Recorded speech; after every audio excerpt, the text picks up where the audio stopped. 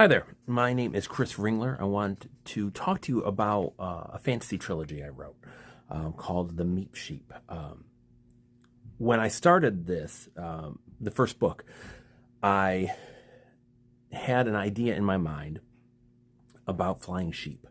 Just the idea of these cute little tiny, Meep Sheep are about this big, and they have kind of bumblebee wings, and they fly, and if you squeeze them, they say Meep, and they can turn your mood from sad to happy, essentially.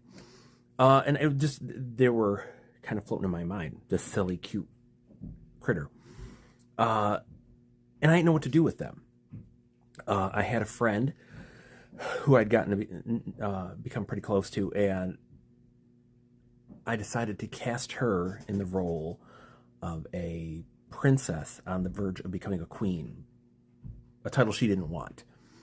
So I created this fantasy story. And you got to remember, I don't write fantasy. I write scary stories, horror stories. When I was a kid, I loved horror, and that's all I had at the time had ever written. So the idea of writing a fantasy was just so bizarre, and that was one of the things that really drew me to it. So I wrote Messy and the Meep Sheep, and I put it together, and I made a chapbook, and I'd sell it at conventions and everything.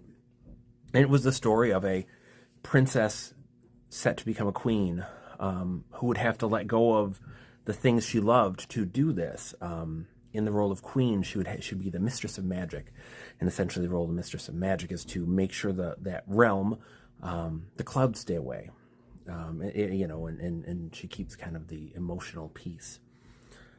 And that's all well and good, but not what she had set out to do in her life. So I wrote the chapbook, and I thought, swell, this is great. But as I thought about it, more and more little critters kind of came to mind, these fantastical little animals. And I'd write them down, and I would kind of workshop it with a friend of mine that I worked with. And bit by bit, that friend kind of entered the fray, and eventually someone I was dating entered the fray. And so all of a sudden I had all of these people as characters in my mind for this story with all of these fantastical creatures. And instead of just a simple story about one young woman having to take a position she didn't want, it became about all of these people. Another person who had to look at the idea that they may have to let go of their life's passion to pass the torch to someone. And all of these people dealing with these big issues in a fantastical world with a diabolical witch, in kind of lurking in the background with designs on kind of destroying everything that everyone held dear. And it was a kind of a long road for that book, because again, it felt so unnatural to write this fantastic, kind of strange fantasy.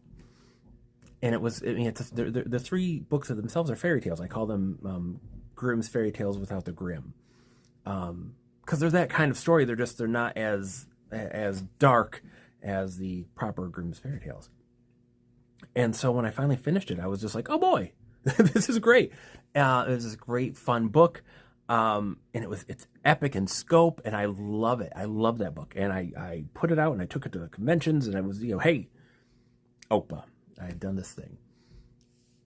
And it's funny because I moved on. I wrote other stories, wrote other books. I worked on, I put other books out. I finished working on a zombie book that became kind of a zombie novel of short stories. Wrote my first proper novel. Worked on other things. But as the time passed, these little Meep Sheep and that whole world has stuck in my mind. Tumblr had popped up as a microblogging platform, and I was like, that's kind of neat. And I can use that. And what I did is I started writing side stories set in this world and put them on Tumblr. Just for fun. Because I liked writing these stories. I liked writing in that world. And I was able to kind of write a prequel, write a sequel, write kind of stories about the lore of that world. And it was great. It was super fun. And once I had a few done, I was like, I need to do something with this. So I decided to write a larger story that continued the initial story, kind of like what comes next. And I paired it with these other short stories that were kind of other tales in that world, other kind of myths, and put that out. And that was the Creep Sheep. So there's the Meep Sheep, which are very fun. And the Creep Sheep were the negative version with the horns. They're darker, and they have kind of bat's wings. You squeeze them and they creep. And someone supposedly dies. Something bad happens. Ah, Creep Sheep. And they served it as a nice kind of yin and yang. And I really liked it. I liked the fun of having them. And again, I put it out, took it to conventions. Life went on. Except, of course, and I'm very easily influenced when it comes to ideas, because, like, man, I've watched all of these. Like, I'd seen the Lord of the Rings movies and all these other things, and these, and I'd revisited those, and I started thinking of epics, and I was like, man, it'd really be fun to end that, to do one more book in that series, and go back to that world, and really give a big epic war. A war to end all wars kind of a thing, and again, like all of these pieces of art and fiction I've ingested are kind of bubbling around in there. I'm like, yeah. So I started working on The Last Sheep, and it's a silly title in a lot of ways. It's about the literal last Meep Sheep, but it's the last sheep book. And so I went back, and I kind of went back to the world, and it's a darker book. It's the darkest of the three, and it is a war book. It is building up. It's all of these factions coming together and building up, and it's the legacy of the witch, and it's the legacy of the queen of this world, and it's their story, and it's all of these things bubbling up and colliding as the politics of that world come to a head. And like, it's just it became such a satisfying book and such a satisfying conclusion for that series. And I still think about that, doing other stuff with that, but I don't know that I really want, I don't want to have an infinite series. That always bothers me as a writer. Look at people have like, oh, that's the 10th book of 48 books. Like, all I do is write these books in this world, and that's great if that's your thing, but it's not my thing. I have other stuff I want to write.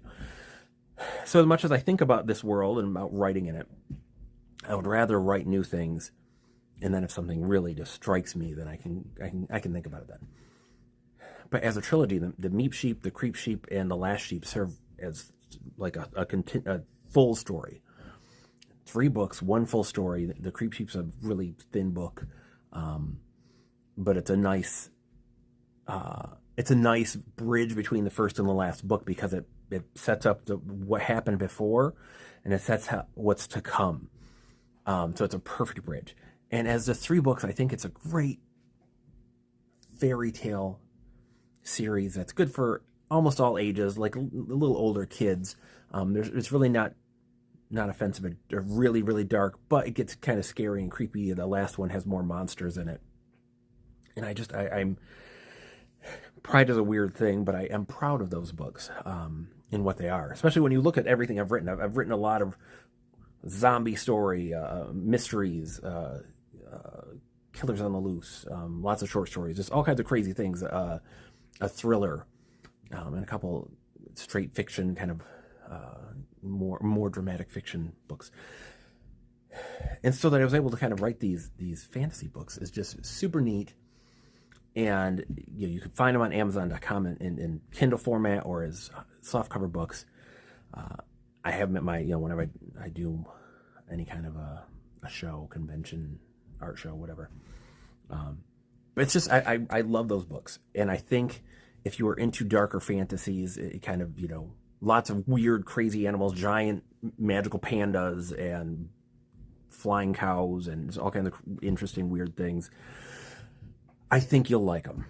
I dearly love these books. I dearly love the characters. It's a love letter to a lot of important people in my life, and the legacy they left with me.